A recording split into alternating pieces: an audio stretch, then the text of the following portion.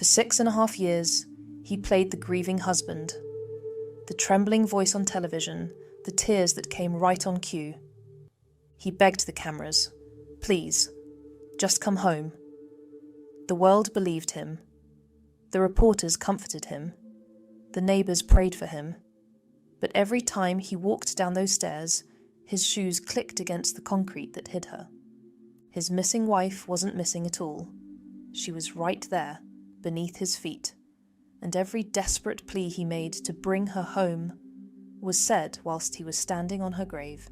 I have never once, in nearly 30 years of being together, laid a finger on her. The most I've ever done to her is having a tight cuddle, loving the bones off her. One day, my wife is going to turn back up, or she's going to get in touch with the Gardaí.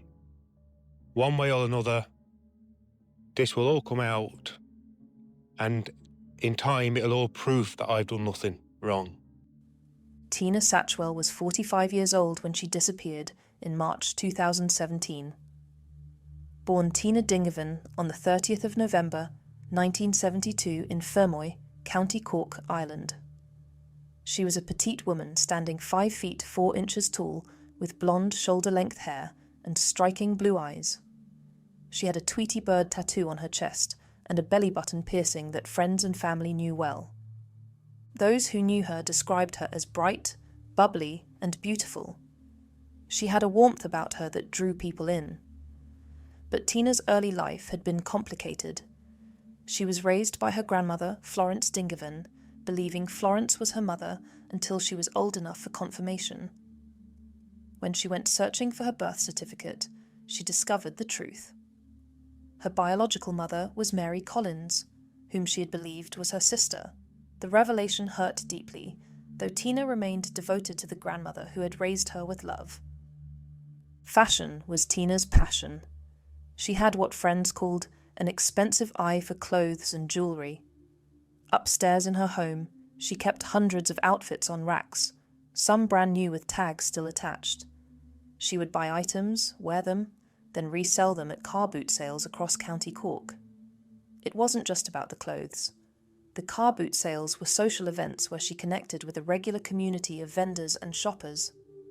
She was always impeccably dressed, often matching her Chihuahua Ruby's outfits to her own. Her dogs Ruby and Heidi, along with her parrot Valentine, were the children she never had. Tina was rarely seen without her beloved pets. She loved animals deeply, a trait that traced back to childhood when cats and dogs constantly followed her around Fermoy. She was a keen swimmer, loved the beach, and was drawn to Yohol's coastal beauty when she and her husband Richard moved there in May 2016. Those closest to Tina understood she had layers to her personality. Whilst she appeared bubbly and social, she was actually quite shy and kept to herself. Her GP of nearly 2 decades described her as always friendly, open, a great communicator who always enjoyed good health with absolutely no conditions that could end her life prematurely. She had no documented mental health issues, no psychiatric diagnoses. The death of her brother Tom by suicide in 2012 devastated Tina profoundly. She bought Ruby the Chihuahua in 2014 specifically to help cope with the grief. Tina met Richard Satchwell on the 3rd of March 1989 in Colville near Leicester, England. She was just 17. He was 22. Richard told his brother, upon first seeing her, that he would marry her. He described her as his trophy wife, someone who was out of his league. They began dating quickly. Richard proposed in October 1989 at Mount Pleasant overlooking Youghal Bay. They married on Tina's 20th birthday, the 30th of November 1991, in Oldham, England. But the marriage came at a cost. Richard's family was anti-Irish and gave him an ultimatum. Choose them or Tina. He chose Tina and never spoke to his mother again. None of his family attended their wedding. Whilst this might seem romantic, it was the first sign of the isolation that would come to define their relationship. Richard, a lorry driver from Leicester, was by all accounts obsessed with Tina. He said he worshipped her, was besotted with her, and considered her physically perfect, his beautiful Irish rose. He knew intimate details about her body, her measurements, her clothing sizes. He claimed to run baths for her 7 nights a week with as many suds as possible, towel her off, apply baby oil to her skin, and pedicure her feet. But this devotion masked something darker. Tina's half-sister Lorraine Howard would later testify that Richard was obsessive, possessive, controlling, and just odd. He would criticize every friend Tina made, finding fault with each one until her social circle grew smaller and smaller. He wanted to know where she was at all times. Tina confided to Lorraine that she felt trapped. She could never leave because he would follow her to the ends of the earth. The couple's world became just the two of them, exactly as Richard wanted it. The Satchwells moved from England to Fermoy, County Cork, in the early 1990s. In 2016, they sold their Fermoy home and bought a house at 3 Grattan Street in Youghal for €52,000, moving in May that year. The move further isolated Tina from her family and the Fermoy community, where she was well known and loved. In Youghal, she was barely known. Neighbours rarely saw her without Richard. Financially, the couple struggled. They lived on social welfare benefits with Richard listed as Tina's dependent. Their joint bank account was constantly overdrawn. Richard had 14 previous criminal convictions between 1999 and 2004, including larceny, social welfare fraud, theft, and public order offences. In December 2002, he served a month in Cork prison for social welfare fraud. Sunday, the 19th of March, 2017. Tina and Richard attended a car boot sale in Carrigtwohill, County Cork, approximately 35 kilometres from their Youghal home. Tina was in good spirits. She purchased a beautiful black jacket, a dress, and expensive perfume. She spoke with her friend John Keoghan, who joked about her meeting another man. Tina responded firmly, "I have one man only. She loved him so much, and she wouldn't touch another man." These were the last words anyone outside her home would hear her speak. Friday, the 24th of March, 2017. 4 days after Tina was last seen. Richard Satchwell drove 43 kilometres to Fermoy Garda station, bypassing his local Youghal station, to report that his wife had left home 4 days earlier. Garda Connor Gately described Richard as matter-of-fact and not over emotive. Richard explained he had waited because he thought Tina needed time to get her head straight and assumed she'd gone to stay with family in Fermoy. Richard told Gardaí that on Monday morning, the 20th of March, he had made Tina breakfast around 9:20. Tea, toast, and his special fruit and yoghurt. He said she asked him to drive to Aldi in Dungarvan, 30 kilometres away, to buy fish and parrot food for their parrot Valentine. He claimed he left around 10 o'clock or 10:30 in the morning and returned around noon to find Tina gone, along with 2 suitcases and €26,000 in cash allegedly stored in a box in the attic. When Richard learned that Tina's family hadn't seen her, he expressed mild concern but maintained she'd left voluntarily. The case was initially treated as a casual inquiry about someone who had left home, not a formal missing person investigation. It wasn't until the 11th of May 2017, nearly 2 months after Tina disappeared, that Richard filed a formal missing person report with Garda James Butler, providing photographs for media appeals. But Richard didn't just report Tina missing and wait quietly. He embarked on an extraordinary media campaign that would span years. Between June 2017 and March 2018, he gave at least 14 recorded media interviews, making himself uber available to television, radio, and newspaper journalists. He appeared on RTA's Crime Call, Prime Time, Primetime Investigates, TV3 Virgin Media News, Ireland AM, The Ray Darcy Show, Cork's Red FM, and numerous other outlets. His most memorable appearance came on the 25th of July 2017 on RTA Crime Call. In a tearful performance, Richard looked directly into the camera lens and said, "Tina, come home. There's nobody mad at you. My arms are open. The pets are missing you. I just can't go on not knowing. Even if you just ring the guards, let people know that you're all right." To viewers, it seemed like the desperate plea of a devoted husband. Richard told TV3 News on the 14th of July 2017, "I never lifted a finger to her in their 28 years together."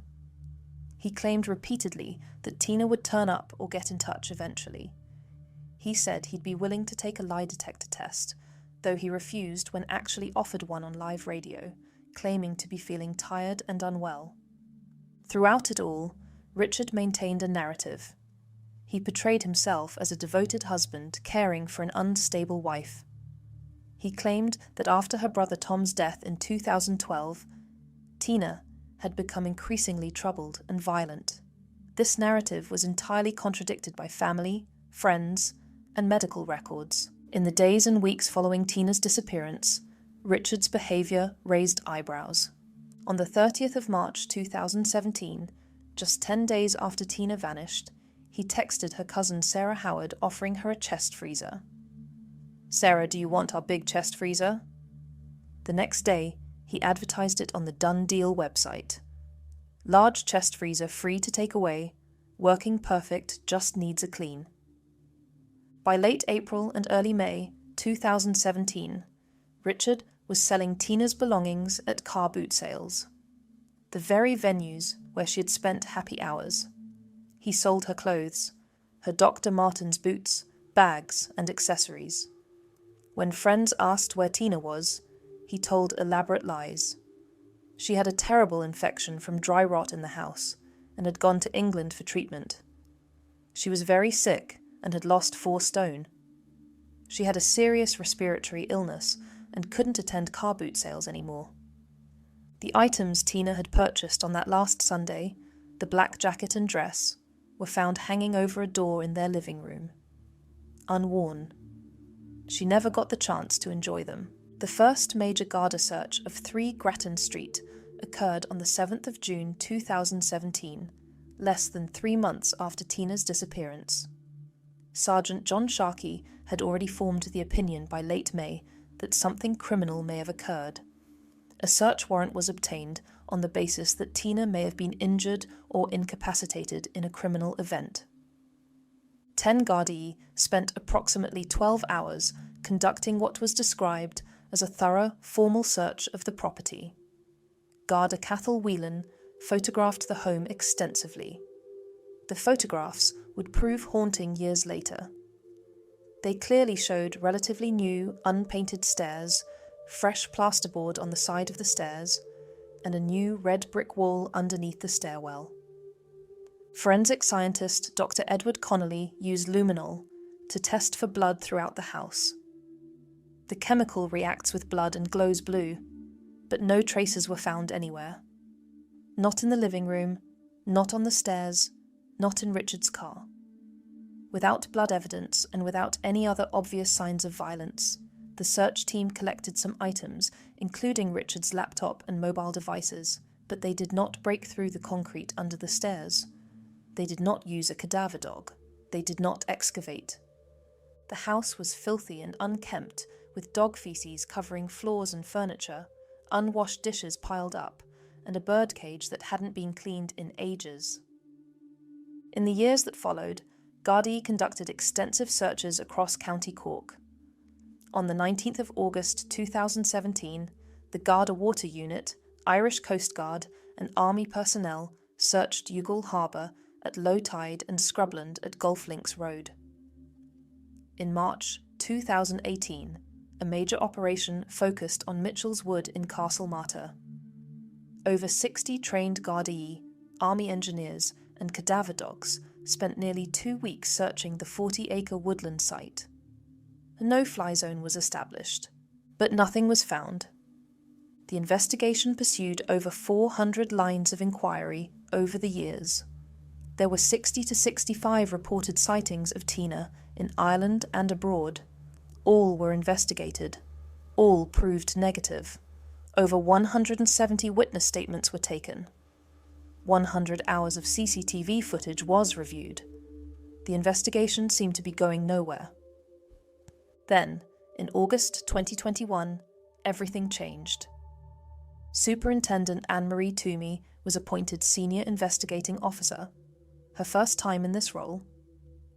Along with Detective Garda Dave Kelleher as Incident Room Coordinator, a fresh team from Cork North and West Division began a comprehensive cold case review. They re-examined all 400 lines of inquiry. They reviewed all CCTV footage again. They reanalyzed the 170-plus witness statements. And most importantly, they finally examined the digital devices seized back in 2017. The laptop seized in 2017 had sat unexamined for years. When Detective Garda Dave Kelleher finally analysed it in late 2021, he found something chilling.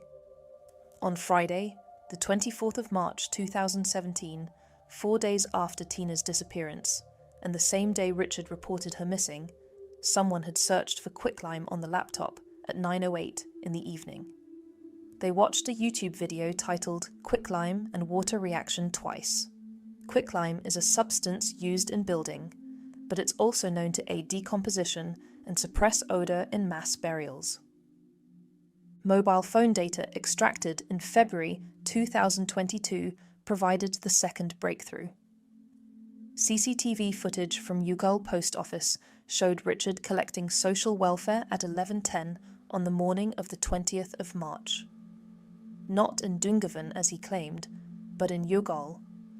Mobile phone location data proved he returned home immediately afterwards and remained there from approximately 11:10 until 12:50.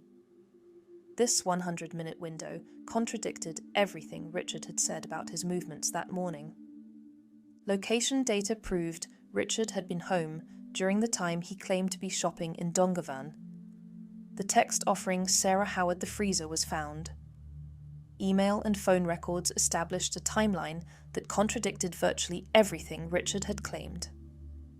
By February 2022, Superintendent Toomey had formed the conclusion that Tina Satchwell was not a living person and had met with death via unlawful means, but they still didn't have a body. In September 2022, Superintendent Toomey commissioned Dr. Niamh McCullough, a forensic archaeologist specialising in the search and recovery of concealed human remains, to review the case. Dr. McCullough's report, submitted in September 2023, was the final piece. She noted that research shows domestic homicide perpetrators commonly create false narratives and file misleading missing person reports. Female victims of domestic homicide are typically disposed of closer to home than male victims, most within 1 kilometre. The structural changes to the Satchwell home, visible in the 2017 photographs, were red flags. She recommended an invasive search using ground-penetrating radar and cadaver dogs. On the evening of the 10th of October 2023, Gardaí arrived at 3 Grattan Street with building contractors, excavators and a full forensic team. Richard Satchwell was arrested on suspicion of murder at 5 o'clock in the evening. The search began in earnest with a cadaver dog named Fern, a Springer Spaniel, and her handler. Fern showed immediate interest in the area under the stairs. Detective Garda Brian Barry, a ballistics and forensics expert, noticed something crucial. The red brick wall under the stairs looked like it was built by someone who didn't know how to build walls. Using strong lights, the team examined the area closely. They lifted the old 70s-style linoleum flooring and immediately saw what they were looking for: a rectangular patch of different coloured concrete, visibly newer than the surrounding floor. Around 9 o'clock in the evening, on the 11th of October 2023, they broke through the concrete with jackhammers. At approximately 64 centimetres depth, they found black plastic sheeting. The excavation stopped immediately. The forensic archaeologist was called. The next morning, a human hand was uncovered. Then gradually, carefully, the full burial was excavated. At 11:30 on the morning of the 12th of October, 2023, Assistant State Pathologist Dr. Margot Bolster arrived at the scene. By noon, Richard Satchwell was rearrested, this time at a bus stop in Youghal. That evening, he was charged with murder. When the charge was read to him, he gave a cryptic reply: guilty or not guilty. The remains were taken to Cork University Hospital. On the 13th of October, 2023, dental records from Tina's Fermoy dentist confirmed what everyone already knew. The body buried under the stairs for 2,396 days was Tina Satchwell. Her Tweety bird tattoo was still visible on her chest. In the left pocket of her dressing gown was her wallet, containing her public service card and various store loyalty cards. After Tina's body was discovered, Richard's story changed dramatically. He provided a new narrative to Garda E. He claimed he came in from the garden shed and found Tina at the bottom of the stairs, scraping plasterboard with a chisel. He said Tina flew at him with the chisel, trying to stab him in the head. He fell backwards with Tina on top of him. To defend himself, he grabbed the belt of her dressing gown and held it at her neck until she got heavier. Within seconds, she fell limp and died in his arms. He claimed he held her body for 20 to 30 minutes whilst their dogs Ruby and Heidi licked at her. He laid her on the couch initially, leaving her there for a day or two. When the dogs kept going to her body, he moved it to the chest freezer in their garden shed on the 22nd or 23rd of March. The freezer was unplugged. He was using it for storage, not refrigeration. Richard said he then began digging under the stairs in their sitting room. He said he worked like a robot, on automatic. The digging took from light until dark, leaving all his knuckles bleeding by the time he finished. The grave was unusually deep for a clandestine burial. 64 to 84 centimetres, over 2.5 feet, in sandy soil. On the 26th of March, 2017, Mother's Day Sunday, Richard said he retrieved Tina's body from the freezer and buried her. She was wrapped in black plastic sheeting that they had used as ground covering at car boot sales. Her body was positioned face down, and she was still wearing her dressing gown over her pyjamas.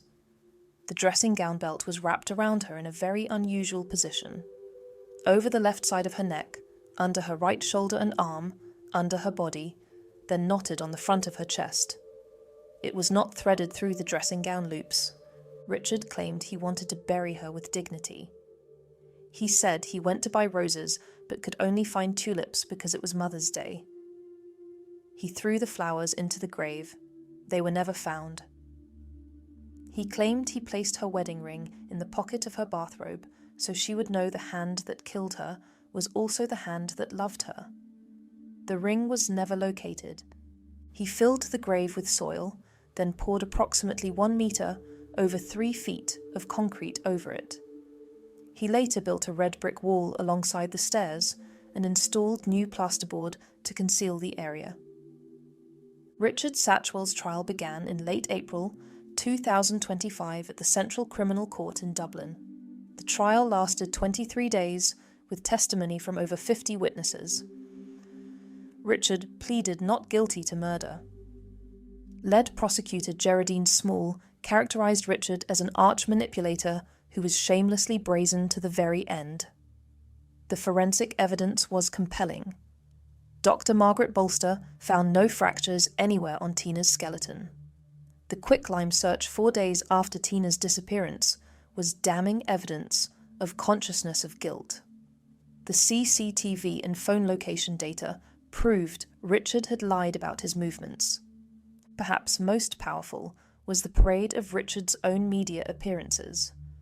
14 video clips shown to the jury of him making tearful appeals. professing his love, insisting Tina was still out there somewhere. Defence counsel Brendan Grehan argued lack of intent. Richard exercised his right not to testify. The jury began deliberating on the afternoon of Tuesday, the 27th of May 2025. They deliberated for a total of 9 hours and 28 minutes.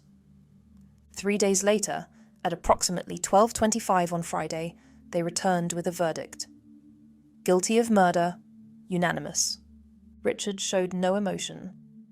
Behind him, Tina's family wept. Mr. Justice Paul McDermott imposed the mandatory sentence for murder, life imprisonment. Outside the Central Criminal Court after the verdict, Sarah Howard spoke for the family. Tina was a kind, loving, and gentle soul who loved her animals like they loved her, and that's the way we want her remembered. Today, as a family, we finally have justice for Tina. When Tina's remains were discovered in October 2023, over 200 people attended a vigil in Youghal. Many brought their dogs in tribute to Tina's love of animals. Half of her ashes were buried with her brother Tom. Half were buried with her beloved grandmother Florence. The case ultimately succeeded because of persistence. When Superintendent Anne-Marie Toomey took over in August 2021, her methodical re-examination of every piece of evidence ultimately brought Tina home. Tina is now at rest with her brother Tom and her beloved grandmother Florence. She is remembered as she truly was.